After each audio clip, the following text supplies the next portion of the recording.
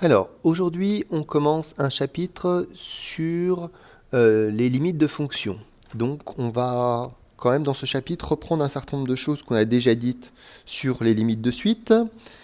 Et puis, on va rajouter des éléments spécifiques aux limites de fonctions. Alors, on commence par des exemples d'introduction pour se familiariser avec la notion et on s'appuie sur des représentations graphiques de fonctions. Donc, on va faire de la lecture graphique. Alors, ici, vous avez une fonction qui est représentée, alors on la voit sur intervalle moins 4, 2, mais on imagine que la courbe telle qu'elle est se prolonge indéfiniment. Donc on s'intéresse à ce qui se passe aux bornes de l'ensemble des définitions. Alors il faut déjà bien évaluer cet ensemble de définitions. On a l'impression que cette fonction, elle est définie de moins l'infini jusqu'à 2, et à 2 ça s'arrête parce que la courbe descend, descend, descend, sans jamais dépasser l'abscisse 2. Donc on parle d'une fonction qui est définie sur l'intervalle moins l'infini 2. Et on va s'intéresser à deux choses, ce qui se passe dans cette zone-là, d'une part, et ce qui se passe dans cette zone-là, d'autre part. Alors, d'abord, ce qui se passe de ce côté-là. Donc, quand on dit de ce côté-là, on est en train de chercher ce qui se passe à la limite, et quand x se rapproche de quoi? Alors il faut imaginer que la courbe se prolonge indéfiniment. Donc on est ici pour x dans le côté gauche.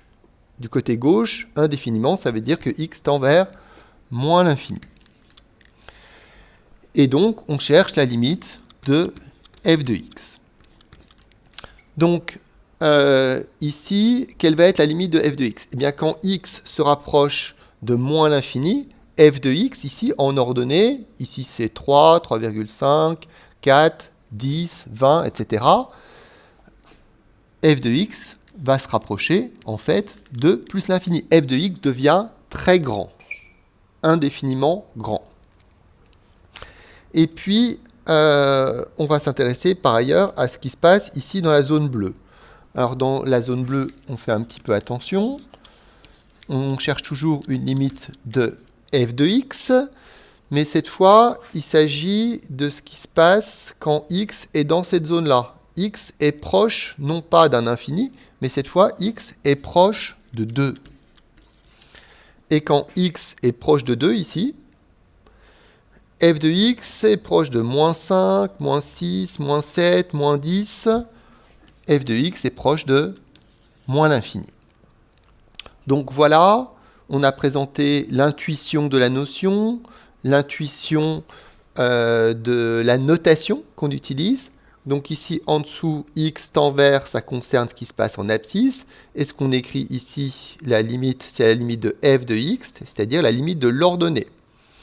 On essaie de voir d'autres exemples du même genre. Alors, ici, nous avons une fonction g. Donc, on va s'intéresser à deux zones. La zone qui se trouve ici et la zone qui se trouve là. Alors, on va écrire la limite de g de x quand x tend vers. Alors ici, x, lui, il est dans cette zone-là. X est proche de moins 3. Et donc, g de x est l'ordonnée. L'ordonnée, dans ce qu'on voit, c'est 4, mais on imagine que ça augmente, que ça va être 5, puis 6, puis 7, puis 10, puis 1 million. Donc ici, la limite de g de x, quand x tend vers moins 3, ce sera plus l'infini. On va regarder ce qui se passe ici dans la zone bleue. Donc on imagine que cette courbe se prolonge indéfiniment. Donc la courbe se prolonge indéfiniment, ça veut dire qu'on va vers la droite, x tend vers plus l'infini. Limite de g de x quand x tend vers plus l'infini. Et on regarde ce qui se passe pour l'ordonnée. Alors ici, on est à l'ordonnée 1,2. Puis en prolongeant, on voit que ça ne va pas beaucoup bouger. On est proche, j'ai dit 1,2, excusez-moi, c'est moins 0,8. Moins 0,9, moins 0,99, on va être proche de moins 1. Ensuite, abordons les exemples suivants. Donc pour cette fonction h, qui est représentée par une hyperbole, ça ressemble un petit peu à la représentation graphique de la fonction inverse, on va avoir 4 zones à considérer. Donc une zone ici, on va avoir une zone à considérer de ce côté-là, on va avoir une zone à considérer ici, et enfin une zone à considérer là. Donc on a pour cette fonction-là 4 limites à trouver. Donc on commence par la première. Donc ici, on réfléchit à ce qui se passe en abscisse. La limite de f de x quand x tend vers... Alors on est tout à gauche. Tout à gauche, ça veut dire x tend vers moins l'infini. Et f de x, en ordonnée, c'est proche de quoi? Donc là, on est à 2,2 à peu près. Et puis, on voit que la courbe s'aplatit. On va rester très proche de 2. Voilà l'idée. Et puis, pendant que j'y suis, je vais faire celle qui ressemble. Ici, à droite, la zone bleue. Qu'est-ce qui se passe dans la zone bleue? Cette fois, on est tout à droite. Donc, ça veut dire que f de x tend vers... que x tend vers plus l'infini. Et quand x tend vers plus l'infini, en ordonnée, vous voyez que la fonction est proche de 2. Alors, je vois que je l'ai mal nommé, la fonction. C'est une erreur habituelle, il faut faire un petit peu attention. Les fonctions ne s'appellent pas toutes f. Ici, la fonction s'appelle h, on va corriger. Donc, la fonction h. Donc, on constate que la limite de h en moins l'infini et en plus l'infini, c'est la même. La fonction h a pour limite 2, que ce soit en plus l'infini ou en moins l'infini. C'est des choses qui peuvent arriver, mais qui ne sont pas forcément obligatoires. Ensuite, on va regarder ce qui se passe dans la zone en noir ici. Donc ici, la limite de h de x quand x tend vers. Alors, quand x tend vers quoi? Ici, on imagine que ça se poursuit indéfiniment. On est proche de l'abscisse 1.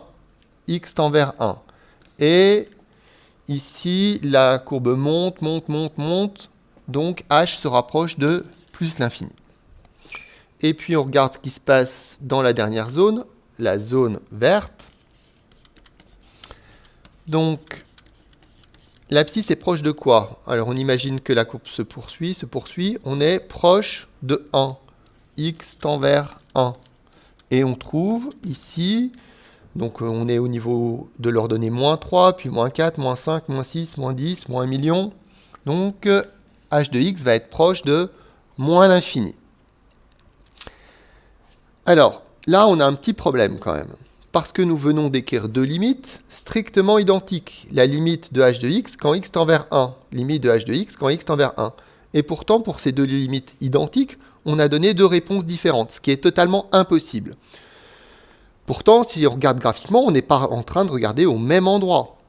Donc, ces deux limites, ce ne sont pas les mêmes, et il ne faut pas les nommer de la même façon. On doit trouver un moyen de distinguer. Alors, dans les deux cas, x se rapproche de 1, mais on n'est pas du même côté de 1. Pour la limite en noir ici, on est à gauche de 1, x est plus petit que 1, et pour la zone en vert ici, x est plus grand que 1, on se trouve à droite du nombre 1. Donc c'est comme ça qu'on va les distinguer, ces deux limites. Ici, au-dessus de la flèche, on dit x se rapproche de 1, x tend vers 1, mais par valeur inférieure. On met un symbole inférieur. Je vais essayer de le réécrire proprement pour que ce soit clair, qu'on voit bien le symbole inférieur et qu'on voit bien également la flèche.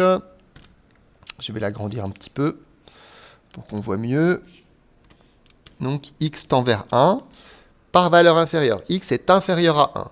Et puis, dans la deuxième limite, qui correspond à la zone en vert, x tend vers 1 se rapproche de 1, mais par valeur supérieure. On met un petit symbole supérieur au-dessus de la flèche. Donc, voilà pour nos notations. Donc, on s'arrête là pour la partie exemple d'introduction et on poursuivra le cours dans une prochaine vidéo.